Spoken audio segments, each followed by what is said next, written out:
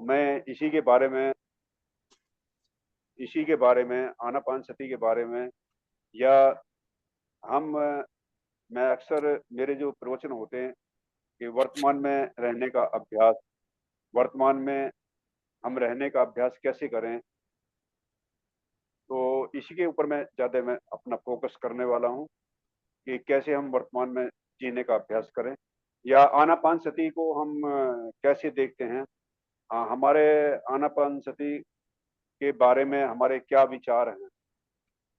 तो इस सब को देखते हुए मैं यहीं से स्टार्ट करता हूँ। तो ये जो आनापानसति हमारा जो ध्यान है, तो ये क्यों इतना महत्वपूर्ण है,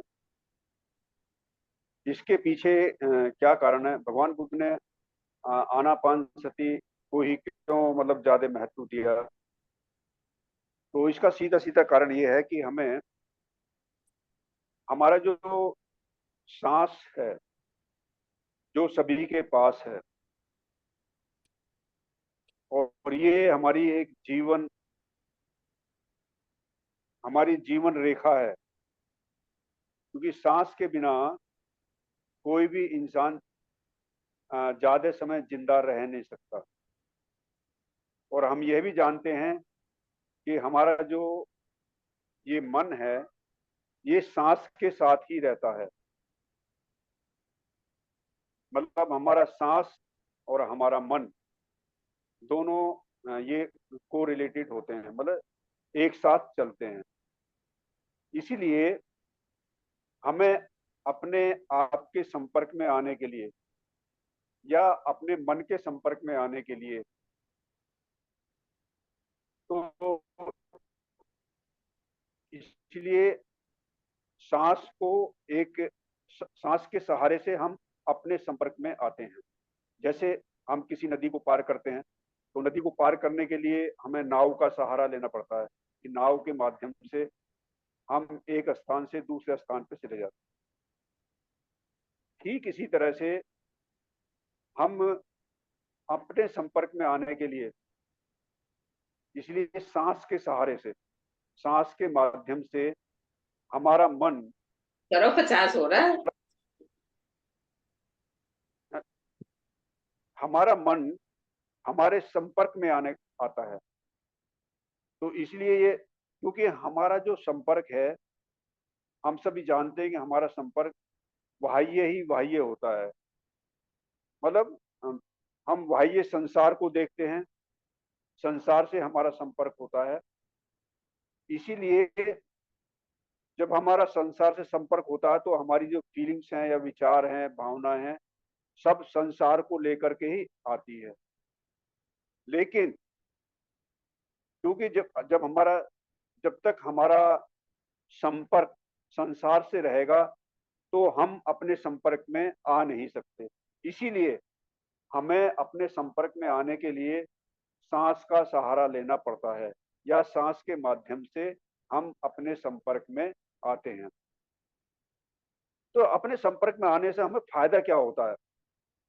तो सबसे पहली बात तो ये है कि हम अपने संपर्क में आने से हमारा जो है, जो हम कहते हैं ना, वर्तमान में रहने का अभ्यास करो, तो सीधा सीधा वर्तमान में रहने का हमारा अभ्यास क्रम चालू हो जाता है। ऐसा क्यों होता है? क्योंकि ये जो सांस जो है, हम सांस वर्तमान में लेते हैं। जब हम सांस पे अपने मन को फोकस करेंगे, तो सीधा सीधा इसका मतलब है कि हम वर्तमान में रहने का हमारा अभ्यास, इस सांस जो प्योरली हम वर्तमान में रहने का एक अभ्यास है। हम ना भूतकाल की बात सोच रहे हैं, ना भविष्य की सोच रहे हैं। सीधा सीधा हमारा जो संपर्क है, वो वर्तमान से होता है। इसीलिए हमें सांस का सहारा लेना पड़ता है। सांस के सहारे से हम अपने संपर्क में आएंगे, और जैसे ही हम अपने संपर्क में आते हैं, तो हमारा मन और हमारा शरीर एक हो जाता है। और यही तो हम चाहते हैं।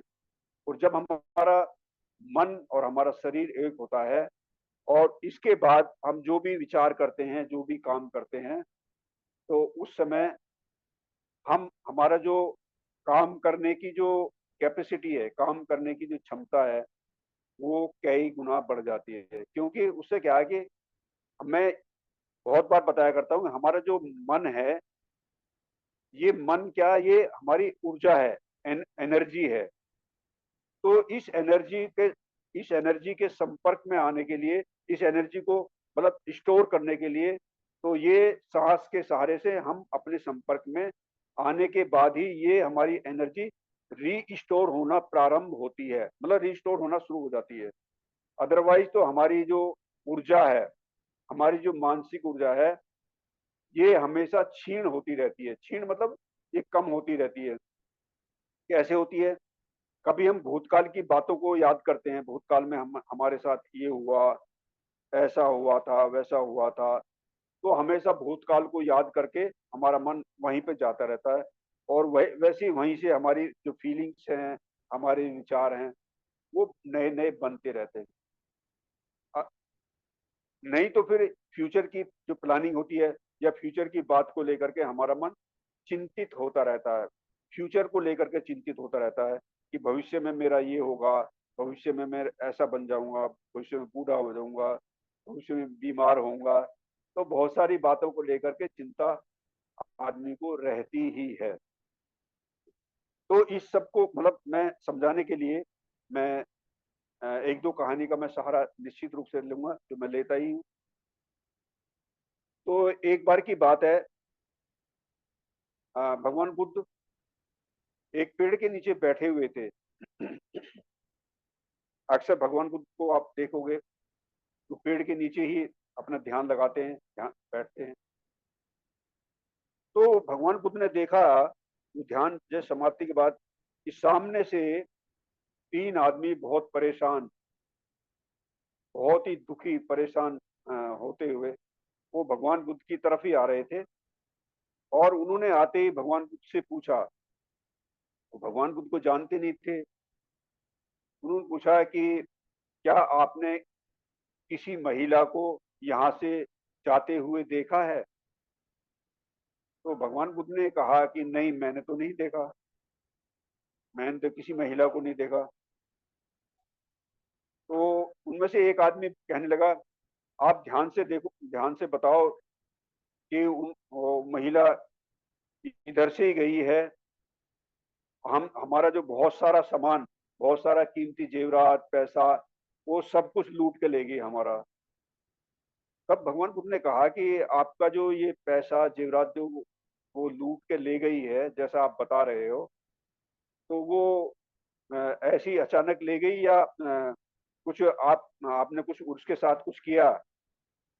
तब उन तीनों ने बताया कि हमने उस महिला को अपनी मौज मस्ती के लिए हम लाए थे, और उस महिला को हम पैसे देते, अपने हिसाब से देते, लेकिन उसने क्या काम करा, हम तीनों को उसने नशे में कर दिया, मतलब नशा करा दिया। और जैसे ही हम तीनों नशे में हो गए तो वो हमारा सारा पैसा, धन दौलत सब कुछ लूट करके वो लेके भाग गई। तब भगवान बुद्ध ने उनको कहा कि आप तो आपने तो अपना मतलब वर्तमान भी खराब कर लिया। आप भूतकाल की बात कर रहे हैं, भूतकाल की बात वर्तमान में कर रहे हो।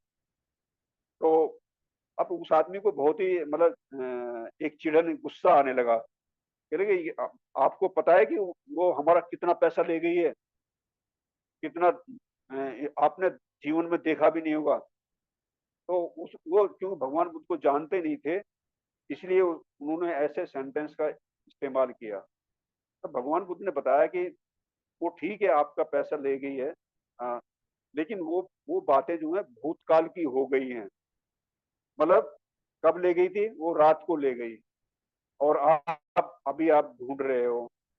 तो कहने का मतलब ये है कि जो भूतकाल की घटना को अभी याद कर रहे हो, परेशान हो रहे हो, इसका मतलब ये है कि आप अपना वर्तमान खराब कर रहे हो। और जो आदमी अपना वर्तमान खराब करता है, उसका फ्यूचर अपने आप ही खराब हो जाता है। तो उन्होंने कहा ये भिक्षु किस तरह की बातें कर रहा है, हमारी तो कुछ समझ में नहीं आ रहा। वर्तमान की बातें, भूतकाल की बातें, भविष्य काल की बातें, तो कहे हमारी कुछ समझ में नहीं आ रहा आपकी बात, कुछ कैसी बातें कर रहे हो, हमें पैसा वो चाहिए, वो लूट के जो ले गए उसको उसको पकड़ना है। तो उन्होंने कहा अगर आपने उसको पकड़ भी लिया, हाल तो पता नहीं वो आपके हाथ आएगी नहीं आएगी। तो ये बातें हैं फ्यूचर की। तो फ्यूचर को लेकर के आप परेशान होगे, कब पकड़ेंगे कब नहीं। तो इसीलिए आप जो है अपने वर्तमान को सुधारो, अभी के टाइम में अभी के अभी जियो। इस समय जो समय चल रहा है इसी को वर्तमान में जीने का अभ्यास करो। तो उनके समझ में नहीं आया, चले हमें हमारी समझ में नहीं आ रहा कुछ भी, आपकी जो बातें कुछ समझ में नहीं आ रही। चलिए ठीक है। उन तीनों में से एक अ, हम सब जाते हैं बांसुरी जो है बहुत निकलता है, अच्छा गाना। चले गई भगवान बुद्ध ने उसकी बांसुरी उससे ले ली, और उस बांसुरी जो बजाना शुरू किया भगवान बुद्ध ने, तो वो तीनों के तीनों बांसुरी सुनने में इतने मस्त हो गए, इतने वो अपने दुख दर्द को सबको भूल करके आराम से बैठ गए।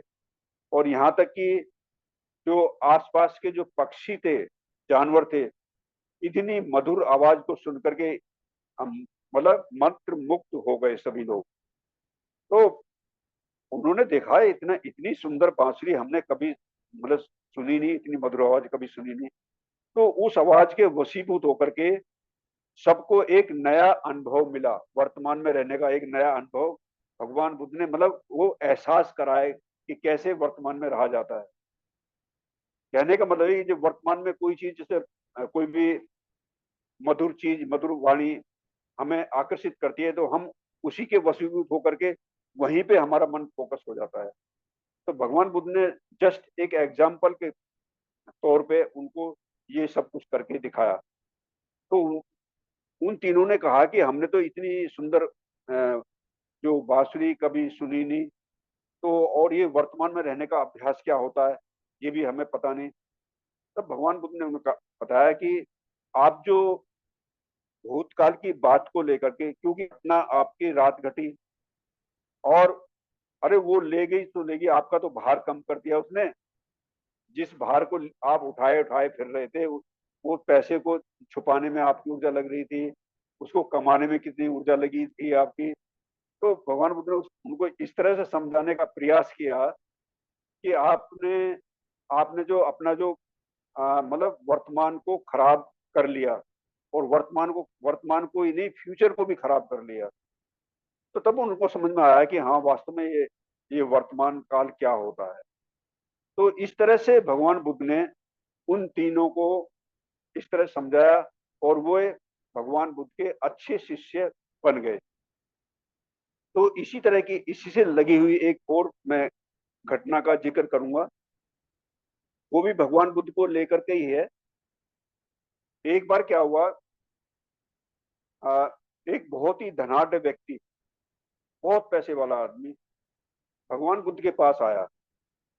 भगवान बुद्ध से कहा कि मेरे पास मेरे बहुत अथाह संपत्ति है, बहुत पैसा है, लेकिन मेरे मन में शांति नहीं है, मेरा मन शांत नहीं है, मेरा मन अशांत है, दुखी है, परेशान है, कोई इसके लिए कोई उपाय बताओ। तब भगवान बुद्ध ने कहा कि आपको शांत बैठ करके ध्यान करना चाहिए, अपने मन को ध्यान में लगाओ, और जैसे ही आप अपने मन को ध्यान में लगाओगे, वैसे वैसे ही आप अपने मन को, जो मन की जो शांति है या मन की जो प्रसन्नता है, मन की जो खुशी है, उस वो आपके पास लौट आएगी। तो वो ठीक है। तो भगवान बुद्ध ने उनको बता दिया कि कैसे करना है, शांत होकर बैठना है और अपने मन को देखना है, और देखते रहना है कि मतलब आप तुम्हारे मन में किस तरह के विचार आ रहे हैं, और उनके विचार को आपको क्या करना है, केवल केवल उनको ऑब्जर्व करना है, उसके पीछे जाना नहीं है। तो वो धीरे धीरे क्या है कि वो ऐसे ही देखने का अभ्यास करता रहा, लेकिन उसको उसके मन को मतलब शांति नहीं मिली, मन शांत नहीं हो रहा था। बहुत दिन तक उसने ध्यान लगाया, नहीं, मन शांत नहीं हुआ। तो फिर हार के थक के फिर भगवान बुद्ध के पास जाता है भगवान बुद्ध से कहता है कि मेरा मन तो वैसा ही है जैसा पहले था, कोई परिवर्तन हुआ नहीं है। तब भगवान बुद्ध ने उनको कोई नई तरकीब नहीं बताई। तो उन्होंने कहा चलो टहलने चलो। वो धीरे धीरे भगवान बुद्ध के साथ टहलते टहलते जाते हैं। तो उस सेठ के पैर में क्या होता है कि एक कांटा चुभ चुभ जाता है। वो कांटा काफी गहरा कांटा होता पैर में। जैसे पहले नंगे पैर चलते थे तो कांटा घुस जाता था, तो ऐसे ही कांटा जो उसके पैर में घुस गया। वो सेठ को बहुत दर्द हुआ और भगवान बुद्ध से कहा कि मेरे पैर में बहुत गहरा कांटा चुभ गया है, कृपया इसे निकलवाने का प्रयास करो।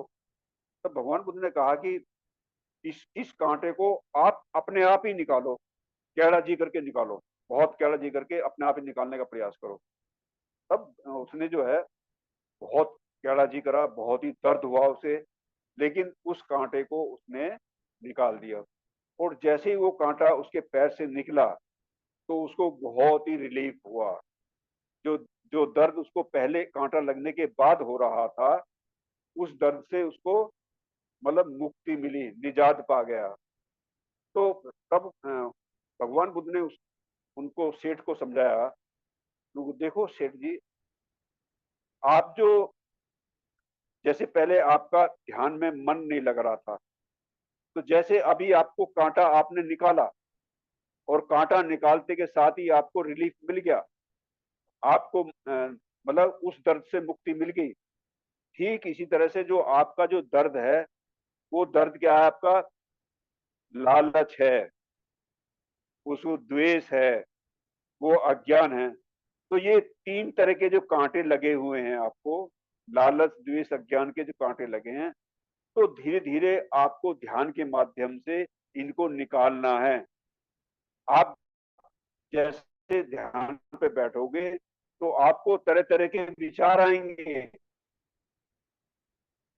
आपको अपने बिजनेस के विचार आएंगे, आपको उसके विचार आएंगे, तो उनको केवल आपको देखते रहोगे तो वैसे वैसे ही आपका जो आ, लेकिन एक ध्यान रखो कि उस विचार के पीछे, उसके पीछे आपको जाना नहीं है। नहीं, अगर आप विचार के पीछे जाओगे तो निश्चित रूप से आप विचार के साथ चले जाओगे, मतलब उस घटना से जुड़ जाओगे। तो फिर आप जो वर्तमान का जो रहने का जो अभ्यास है, वो घटनाक्रम टूट जाएगा। बस यही ध्यान रखना है, आपको केवल अपने मन को ऑब्जर्व करना है, केवल देखना है कि कहाँ जा रहा है मन का। तो उसको प्रतिक्रिया नहीं देनी, नाम नहीं देना, तो ये ध्यान रखना। तो तब ऐसे ही उस सेठ जी ने अपने ध्यान को लगाने का प्रयास किया। धीरे धीरे क्या है, उसकी जो मेहनत है वो रंग लाई, और उसको जो अपने मन के साथ रहने का जो अनुभव है, जो पहले उसका मन के साथ रहता नहीं था, संसार के साथ रहता था, तो धीरे धीरे उस पे ओवरकम करता है और वही शांति का अनुभव, वही पीस का अनुभव, वही सुख का अनुभव वो प्राप्त कर लेता है। तो इस तरह से उस सेठ को उस दुख से मुक्ति दिलाने का जो है भगवान बुद्ध ने प्रयास किया। तो मैं ये बताना चाहता हूँ कि ये वर्तमान में रहने का जो अभ्यास है, हमें धीरे धीरे ऐसा लगता है कि वर्तमान में रहने का अभ्यास है, ये क्या है, ये बेकार की चीज है ऐसी चीज। लेकिन ये बहुत काम की चीज है, बहुत काम की चीज है। आप मतलब आप अपने आप पे अप्लाई करके देखो। देखो, जब तक आप अपने ऊपर अप्लाई नहीं करोगे, अपने अपने आप को नहीं देखोगे कि मेरा मन कहाँ है, मैं अभी क्या सोच रहा हूँ, मेरा मेरा सोचने का तरीका कहाँ है, मेरा मन बार बार जाता कहाँ पर है। तो जब जब तक इस तरह के अपने मन को ऑब्जर्व नहीं करोगे, तब तक आपको अपने मन के साथ रहने का या वर्तमान में रहने का आपको वो सुख या आनंद नहीं मिलेगा। इसके साथ ही एक छोटी सी कहानी में और सुनाने का मैं प्रयास करूंगा। वो भी यही सिखाता है कि हम वर्तमान में न रहने के कारण हम किस तरह से दुखी होते हैं। हम हमारा जो दुख है ना, हमारा जो सभी का दुख है, ये प्रैक्टिकल बात बता रहा हूं मैं। हम सबका दुख यही है कि हम वर्तमान में रहते नहीं हैं, वर्तमान में नहीं रहते, इसीलिए हम दुखी हैं। हम हमेशा सोचते रहते हैं, भूतकाल की बात को सोचते रहते हैं, भविष्य की बात को सोचते रहते हैं, वर्तमान में हम रहते नहीं हैं। तो इसी इसी क्रम को मैं आगे बढ़ाते हुए तो मैं एक छोटी सी कहानी और सुनाने का मैं प्रयास करूंगा, जिससे कि हमें ये सीख मिले कि वर्तमान में रहने से हमें क्या फायदा होता है। एक आदमी होता है, तो वो क्या है कि जैसे एक छोटा सा उसने एक वो बिजनेसमैन था। तो तो जैसे जैसे वो बड़ा हुआ, तो उसने सोचा क्यों ना मैं एक बिजनेस करूं, एक व्यापार करूं, और उससे मैं अपने परिवार को भी सुखी बनाऊंगा। परिवार को सुखी बनाने के लिए उसका हेतु क्या था? परिवार को सुखी बनाना। परिवार को सुखी बनाने के लिए मैं बिजनेस स्टार्ट करता हूँ। तो उसने एक बिजनेस स्टार्ट किया। बिजनेस जैसे स्टार्ट करता है, तो उसका एक दोस्त भी होता है, वो भी सेम बिजनेस, जैसे वो बिजनेस स्टार्ट करता है वो भी स्टार्ट करता है उसके साथ। धीरे धीरे क्या होता है, तो इस दोस्त का बिजनेस तो बढ़ता जाता है, लेकिन इस व्यक्ति का जो बिजनेस है वो डाउनफॉल होता था, मतलब चल नहीं पाता। धीरे धीरे का जब वो बिजनेस नहीं चलता, उनके परिवार वालों ने भी एक बार फिर मदद करी उसकी, लेकिन मदद करने के बाद भी उसका बिजनेस जो है फिर भी नहीं चल पाता। लेकिन उसके दोस्त का सेम बिजनेस, वो दिनों दिन रात चौगनी वो तरक्की करता गया, बहुत उसका बिजनेस बढ़ता गया।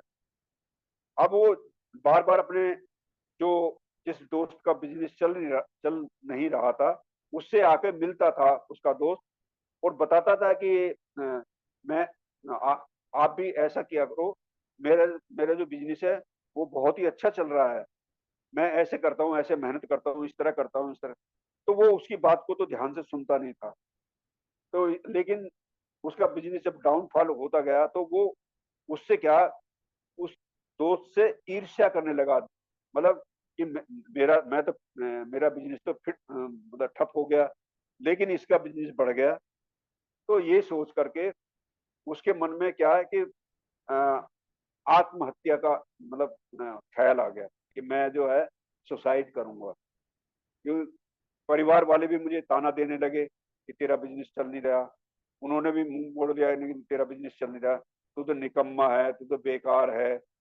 अब जैसे जैसे वो कहते वैसे ही उसने मान लिया, और उस उधर उससे अपने दोस्त से भी जिसका बिजनेस चल रहा था उससे भी द्वेष रखने लगा। तो ये सब भावना लेकर के वो क्या है, वो एक पहाड़ी पे चला जाता है। तो पहाड़ी पे चल के वहां जाकर क्या काम करता है कि उसको कि अब तो मैं अपना शरीर का मैं अंत करने वाला हूँ। और जैसे ही वो पुरानी बातों को याद करता है, तो वो फूट फूट के रोना शुरू कर देता है, रोना शुरू। उसकी रोने की आवाज को सुन करके एक बौद्ध भिक्षु होता है, तो वो उसके पास जाता है। तो वो उससे कहता है कि भाई क्या बात है, क्या हो गया, क्या यहाँ पर क्यों आए हो, क्या से? तो कह लेगी कि मेरा अपना जीवन मैं चाहे जैसे करूं। तो वो ठीक है, आपका जीवन है, लेकिन आप क्यों खुदकुशी करना चाहते हो? नहीं, मैं सब कुछ छोड़ आया, मैं अपनी परेशानी दिक्कतें सब छोड़ आया, इसलिए मैं जो है अब मैं अपने जीवन को खत्म करना चाहता हूँ, मरना चाहता हूँ। तब भिक्खु ने कहा कि आप कहाँ छोड़ आए? आप यदि छोड़ आते तो रोते नहीं। आपने छोड़ा ही तो नहीं है, आपने तो पकड़ा हुआ है। अब उसको लगा कि हाँ बात तो सही है, मैंने तो पकड़ रखा है, मन से पकड़ रखा है, बातें पकड़ रखी है, मन से पकड़ रही, वही तो मुझे दुख दे रही है। तब भिक्खु ने बताया कि आपने जो बातें पकड़ रखी हैं वही तो आपको दुख दे रही हैं। वो उसको एकदम सरप्राइज लगा, बनते तो बड़े काम की बात। चले कि मैं क्या करूं, मेरा तो सारा कुछ, सारी परेशानी मेरी वहीं घर पे ही है, बहुत दिक्कतें हैं, ये है, मेरा बिजनेस खत्म हो गया। मैं अपने परिवार के लिए सब कुछ कर रहा था, लेकिन परिवार वाले भी मुझे ताना देने लगे। मेरा जो दोस्त है उसका बिजनेस बढ़ता चला गया। चले गए, तेरे दोस्त का जो बिजनेस बढ़ा है? मैं कहा, हाँ उसका तो बहुत बढ़ गया। तो तुझे अपनी असफलता का दुख है? या तेरे दोस्त का जो बिजनेस तरक्की कर रहा है आपका दोस्त, या उसका दुख है। तो उसने तब उसने बताया कि मुझे अपनी असफलता का दुख नहीं है, वो जो सफल हो रहा है उसका दुख है। कहले तब बंते ने बताया कि वो जो सफल हो रहा है उसका जो उसको आपको दुख, आप जो उसका दुख मना रहे हो, तो तब आपका कुछ नहीं कर सकता मैं। यदि आप अपनी असफलता का दुख मनाते तब तो मैं कुछ तरकीब भी बताता। इसका तो कोई हिसाब ही नहीं है। आप तो मतलब उससे जल रहे हो, आप ईर्ष्या है आपके मन में, द्वेष है आपके मन में। तो इसलिए आप यदि उसका बिजनेस जो है, मान लो उसको बिजनेस में लॉस हो जाए, या उसका बिजनेस ठप हो जाए, या बिजनेस में फेल हो जाए, तब आपको खुशी हो मिलेगी? देखो हाँ, मुझे खुशी मिलेगी। क्योंकि यार तो आपकी तो सोच ही गलत है, आपकी तो सोच ही गलत है। तब उन्होंने कहा कि कैसे? अब बंते ने उसको प्यार से जमाया, पहले इधर आ मेरे पास। उसको आराम से बिहार पे ले गए और उसको समझाया कि आप जो भूतकाल की बातों को लेकर के जो आप दुख महसूस कर रहे हो, तो ये दुख जो है कम होने वाला नहीं है, ये बढ़ता ही रहेगा। और वो जो आपका दोस्त तरक्की कर गया, और वो आपको अपने अपने मतलब किस तरह से उसने बिजनेस को मतलब आगे बढ़ाया, किस तरह से बिजनेस को आगे ले गया, वो बताया करता था। उनको हाँ बताया करता था। तो आपने उसकी बात को ध्यान से सुना नहीं? नहीं, मैंने सुना नहीं उसकी बात को। तो हमेशा अपना जो बिजनेस है वो नई तरीके से अपने, आप किसके लिए बिजनेस करते थे? मैं अपने परिवार के लिए करते थे, तो ये भी गलत है। पहली बात तो ये है कि जो भी काम करो सबसे पहले अपने लिए करो। तो उसको लगा कि बनते बड़ी नई नई बातें बता रहे हैं। बनते ने उसको बताया कि जैसे कोई भी काम आप करते हो, सबसे पहले अपने बारे में सोचो कि मेरे कि मैं जो ये काम कर रहा हूँ, मेरे साथ साथ दूसरों का भी भला हुआ। आपने तो दूसरों के भले के लिए काम करना शुरू किया, अपना तो आपने सोचा ही नहीं। और उधर आप उधर से द्वेष कर रहे हो उसका, अपने दोस्त का।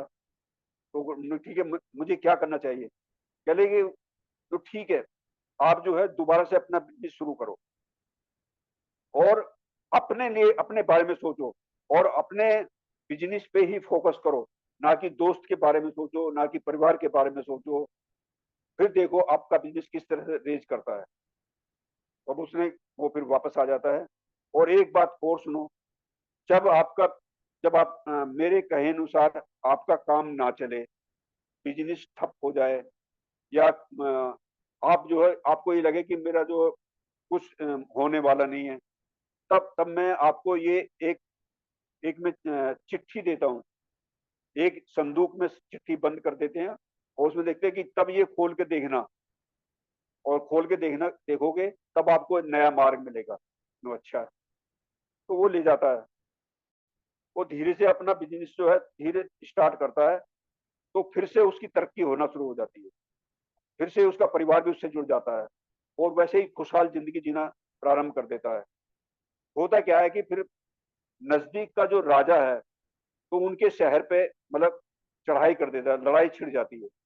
और जैसे ही लड़ाई छिड़ती है, तो उसका बिजनेस भी ठप हो जाता है, बिजनेस कम हो जाता है, लॉस हो जाता है।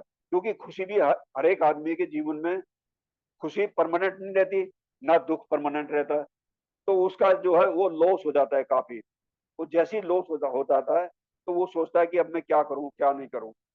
तो फिर उसको वो संदूक याद आती है जो भंते ने दी थी। और उस संदूक को खोलता है, और खोलने के बाद तब उसमें से एक चिट्ठी निकलती है, पर्ची निकलती है। तो उस पर्ची में लिखा हुआ था, ये सबको ध्यान से सुनने वाली बात है, उस पर्ची में लिखा था कि कि नया काम, मतलब आपको किसी भी स्टेप से, किसी भी मतलब बहुत सारे अवसर हैं आपके लिए, आपके पास बहुत सारे अवसर हैं। आप निराश ना हो, आप हताश नहीं होना, आपको हिम्मत से दोबारा से काम करो। तो जैसे ही आप हिम्मत आपके अंदर, अभी क्या आप हिम्मत हार चुके हो, तो दोबारा से वही हिम्मत से आप दोबारा से काम करोगे, तो आपको तरक्की दोबारा से मिलना शुरू हो जाएगी। तब उसने वो जो है फिर उस नए उत्साह के साथ, नई ऊर्जा के साथ तो अपने काम को शुरू करता है, और फिर से अपने आप को वही वैसे ही स्थापित कर लेता है। तो कहने का मतलब ये है कि भंते ने जो बताने का प्रयास किया तो वो जो परेशान हो रहा था, वो व्यापारी जो परेशान हो रहा था, वो इसलिए हो रहा था, वो भूतकाल की बातों को लेकर परेशान था। वो वर्तमान में जीने का उसने अभ्यास नहीं किया, इसलिए उसका बिजनेस भी फेल हुआ, इसलिए वो दुखी भी रहा। इसलिए भंते ने उसको बताया कि आप जो है सीधा अपने बिजनेस पे फोकस करिए, अपने वर्तमान पे फोकस करिए, अपने आप पे फोकस करिए। और जैसे ही अपने आप पे आदमी फोकस करके कुछ भी काम करता है, मतलब आदमी का मन और शरीर दोनों एक होकर के जब काम करेंगे तो निश्चित रूप से उसमें तरक्की मिलेगी। आप कुछ भी काम करो, चाहे पढ़ाई लिखाई का काम करो, चाहे प्रवचन देने का काम करो, चाहे मतलब ध्यान लगाओ, कुछ भी काम करोगे तो निश्चित रूप से उसमें आपको तरक्की मिलेगी। और बस मैं यही बताना चाहता हूँ कि आदमी को मतलब वर्तमान में रहने का जो अभ्यास है वो करना चाहिए। वर्तमान में रहने का अभ्यास धीरे धीरे हम करेंगे तो हमें बहुत बड़ा फायदा होने वाला है, बहुत अच्छा हमारा जीवन होने वाला है। हमारा अच्छा जीवन होगा, हमारे परिवार का जीवन भी अच्छा होगा, हमारे समाज का जीवन अच्छा होगा, हमारे देश का जीवन अच्छा होगा, पूरी दुनिया का जीवन अच्छा हो जाएगा। इसलिए वर्तमान में रहने का अभ्यास करना चाहिए। वर्तमान में जीवोगे नहीं तो यही आप जो है तनाव में, डिप्रेशन में मतलब परेशान नजर आओगे। तो यही मेरा आज का जो बताने का जो उद्देश्य यही है कि वर्तमान में रहने का अभ्यास करो। आप लोगों ने ध्यान से मेरी बात को सुन लिया, आप लोगों का बहुत बहुत आभार, धन्यवाद।